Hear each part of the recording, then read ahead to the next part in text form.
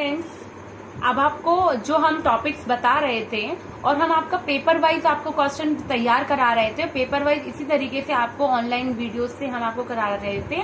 तो वैसे ही जो क्वेश्चन हमारे अधूरे मतलब जो हम करा रहे थे उसी क्वेश्चंस में आपको आगे के क्वेश्चंस ये हैं, क्योंकि अभी तक अपन ने एंजियोस्पर्म्स की पढ़ाई कर ली, तो एंजियोस्पर्म के सारे क्वेश्चन हमने क्लियर करा दिए थे आपको। पेपर वाइज जो मैंने आपको बताया था उस पेपर में एंजियोस्पर्म के सारे क्वेश्चन अपने क्लियर हैं। Short questions and long question सब क्लियर था।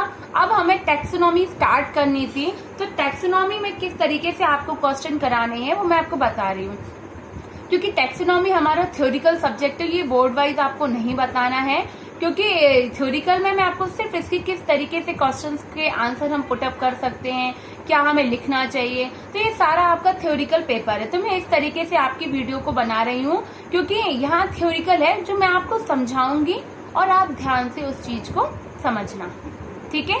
अगर मैं आज जल्दी जल्दी बोलूँ तो आप मुझे कमेंट पे बता दीजिएगा कि मैम समझ में नहीं आ रहा है, और मैं वैसे पूरी कोशिश करूंगी कि आपको मेरी आवाज प्रॉपर क्लियर समझ में आए, ठीक है।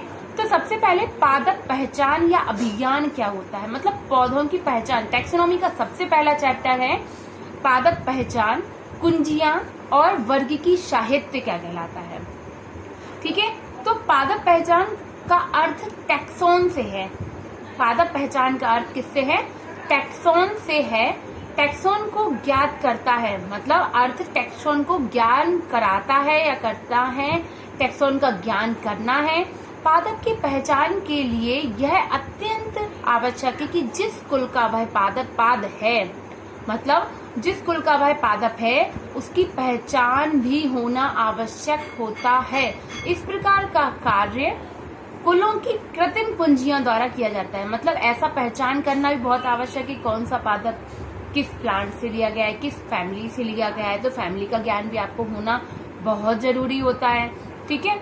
तो इस प्रकार का कार्य कुलों की कृत्रिम कुंजियों, मतलब उसकी जो कीज तैयार की जाती है, उसकी एक कीज कुंजियां तैयार की जाती हैं, कुंजियों द्वारा ज्ञान होता है।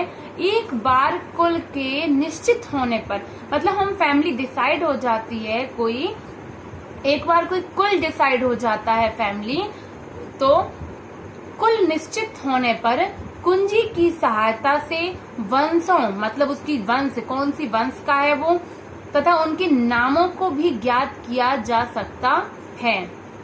तो अब समझ रहे हैं ना कि पहचान करने के लिए कुंजियों का ज्ञान होना आवश्यक है। कुंजियां तैयार की जाती हैं, कुंजियों के लिए उनकी पहचान, उनकी वंश, उनकी जाति, ये उनके नामों का भी ज्ञान होना आवश्यक है, तब तो आप कुंजियों में उसको लिख सकते हैं। तो ये शब्द है, उन पर आप ध्यान दीजिए। कुंजी क्या होती है, टैक्सोन क्या होता है, ठीक है।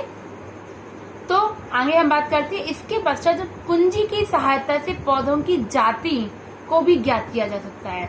अब कुंजी अगर हमें क्लियर हो गई है कि कुंजी के अंतर्गत हमें जाति और वंश को डिफाइन करना है, तो कुंजी जब हमें क्लियर है तो कुंजी से हम क्या बता सकते हैं, कुंजी की सहायता से पौधे की जाति और का भी ज्ञान कर सकते हैं कि वो किस जाति का है। प्राय पादपों की पहचान वर्गीकी साहित्य, किससे? वर्गीकी साहित्य, वनस्पति जाति मैनुअल, सूचनाओं, मोनोग्राफ, विभिन्न टैक्सों के दोहराकर भी की जा सकती है, ठीक है।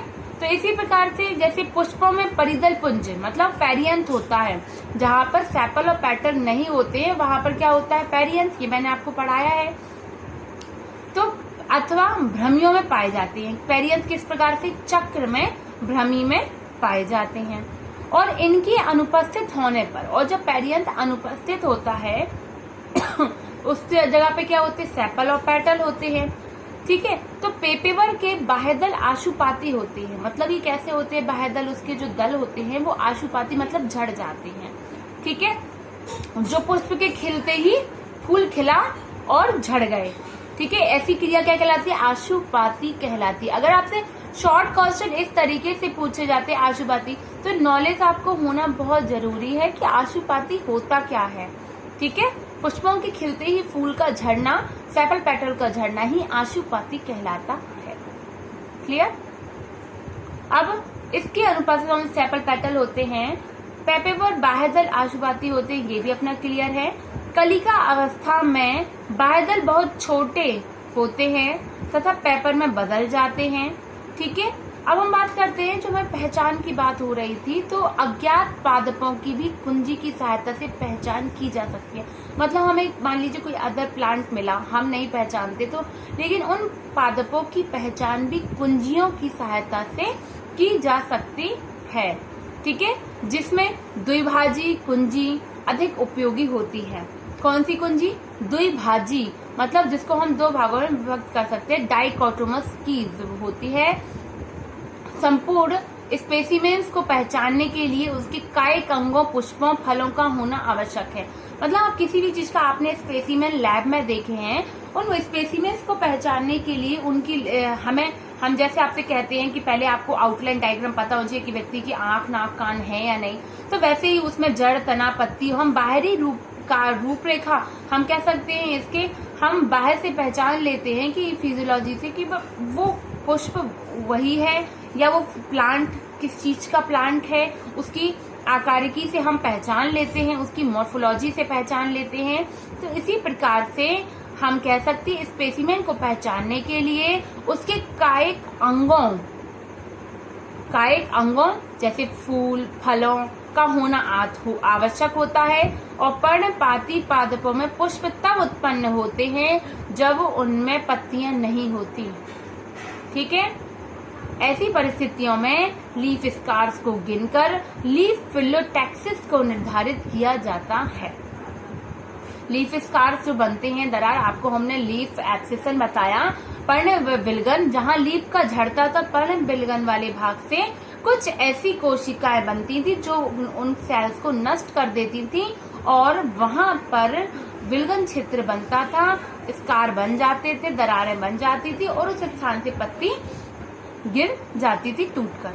ठीक है, तो वह क्या कहलाता है? लीफ स्कार्स होते थे, को गिनकर लीफ फिलोटैक्सिस को निर्धारित किया जा सकता है और उसको गिनकर हम उसकी फिलोटैक्सी को हम निर्धारित कर लेते हैं। शिशु प्ररोह पर लगे अनुपर्ण का अध्ययन करना चाहिए।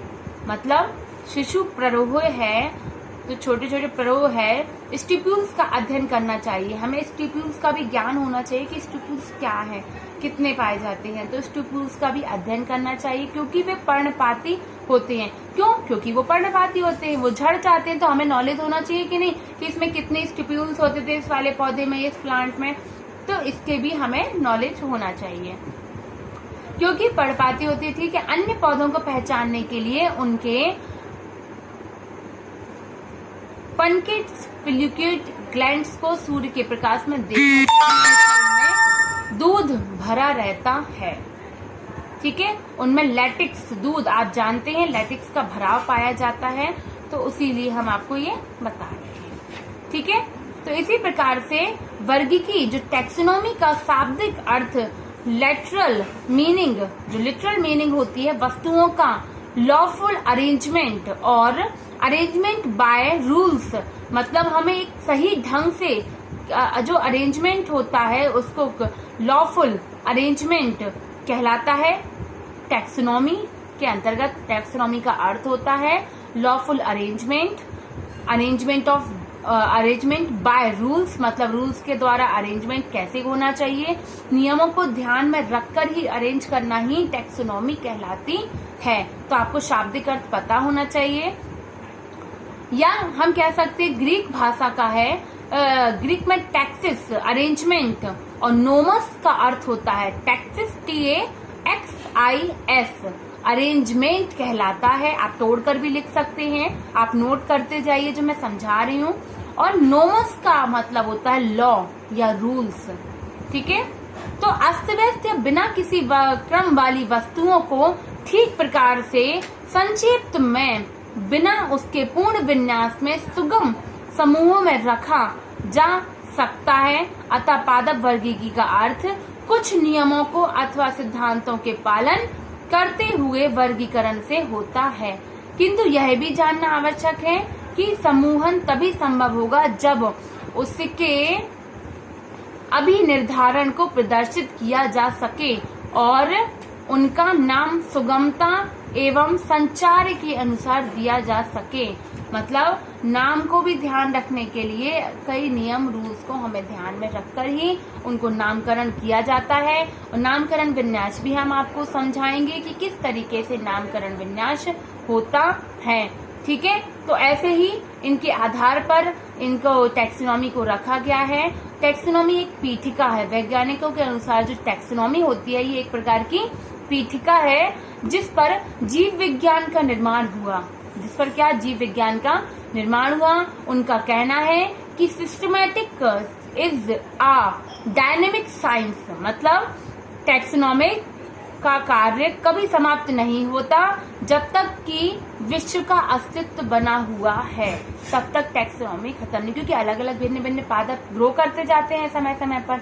ठीक है, तो इसी प्रकार से इसके कई सिद्धांत दिए गए। पादपों, पादप उत्पादों तथा टैक्सा के बारे में अधिक से अधिक सीखा जा सकता है और कई सिद्धांतों को प्रतिपादित किया गया है। ठीक है, तो इस प्रकार से मैं आज आपको ये टैक्सोनॉमी यहाँ पे समझाया है। नेक्स्ट मैं वीडियो में आपको आगे बताऊंगी। Thank you students.